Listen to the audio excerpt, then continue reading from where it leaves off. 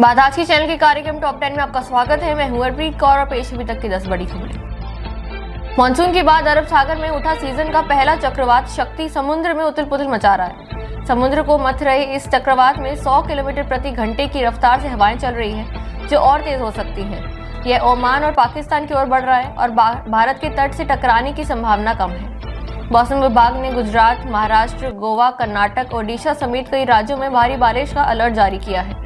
चक्रवात शक्ति के असर को देखते हुए एनडीआरएफ और एसडीआरएफ की टीमें राहत और बचाव कार्य के लिए तैनात की गई हैं। सोनम की पत्नी ने एनएसए के तहत हिरासत को चुनौती दी। आज होगी सुनवाई।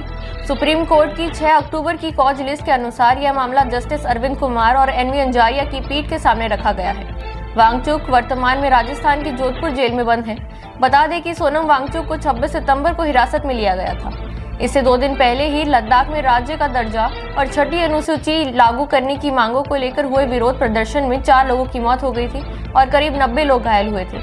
इसी के बाद उन पर सख्त राष्ट्रीय सुरक्षा कानून लगाया गया था। ब्रिटेन के प्रधानमंत्री कीर स्टारमर अगले सप्ताह 8 अक्टूबर को 2 दिन के दौरे पर भारत आएंगे। यह उनका भारत का पहला आधिकारिक दौरा होगा। इस दौरान दोनों नेता विजन 2035 के तहत भारत ब्रिटेन की साझेदारी की प्रगति की समीक्षा करेंगे।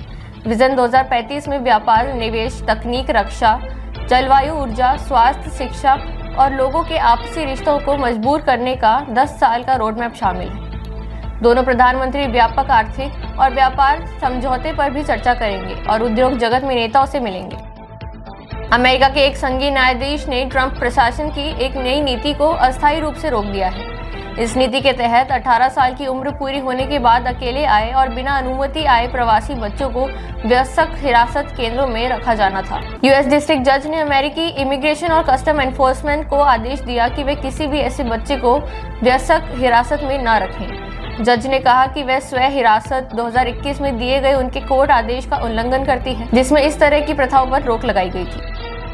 मध्य प्रदेश और राजस्थान में कथित तौर पर खांसी की दवाओं से 14 बच्चों की मौत के बाद केंद्र और राज्यों की सरकारें सक्रिय हो गई हैं।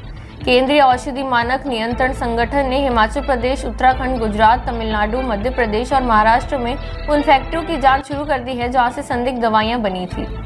मामले की शुरुआती जांच में 6 दवाइयों में डाईएथिलीन ग्लाइकॉल और एथिलीन ग्लाइकॉल नहीं पाए गए, जो बच्चों की किडनी फेलियर का कारण बन सकते हैं। लेकिन कोल्ड्रिप सिरप के सैंपल में डीईजी की मात्रा तय सीमा से अधिक पाई गई। यह सिरप तमिलनाडु के कांचीपुरम में बनी थी। तमिलनाडु और मध्य प्रदेश सरकार ने इस सिरप की बिक्री पर रोक लगा दी है और बाजार से इसे हटाने का आदेश दिया है। बिहार में दोनों गठबंधनों ने अब तक सीट शेयरिंग का खुलासा नहीं किया है। बीजेपी की शनिवार को पटना में हुई बैठक में 60 सीटों पर चर्चा हुई। बिहार के बीजेपी अध्यक्ष डॉक्टर दिलीप जायसवाल ने बयान देते हुए बताया कि शनिवार को चुनाव समिति की बैठक में समिति के 18 सदस्य और चुनाव प्रभारी धर्मेंद्र प्रधान और विनोद तावड़े बैठक में शामिल हुए। 3 घंटे चली बैठक में 60 सिटिंग सीट पर चर्चा हुई। बची हुई सिटिंग सीट पर और जो हारी हुई सीट थी उन पर आज चर्चा के लिए फाइनल बैठक रखी गई है।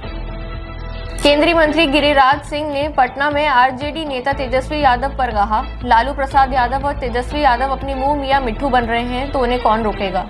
बिहार में जंगल राज वापस नहीं आने वाला। साथ ही कांग्रेस सांसद राहुल गांधी को लेकर गिरिराज सिंह ने कहा, वह एक नेपो बॉय है, उन्हें लगता है कि लोग उनके आगे पीछे ही रहेंगे, लेकिन जमाना बदल गया है। बिहार विधानसभा चुनाव की तारीखों के ऐलान से पहले भाजपा ने बताया कि वह जनता से सुझाव लेकर अपनी घोषणा पत्र तैयार करेंगे।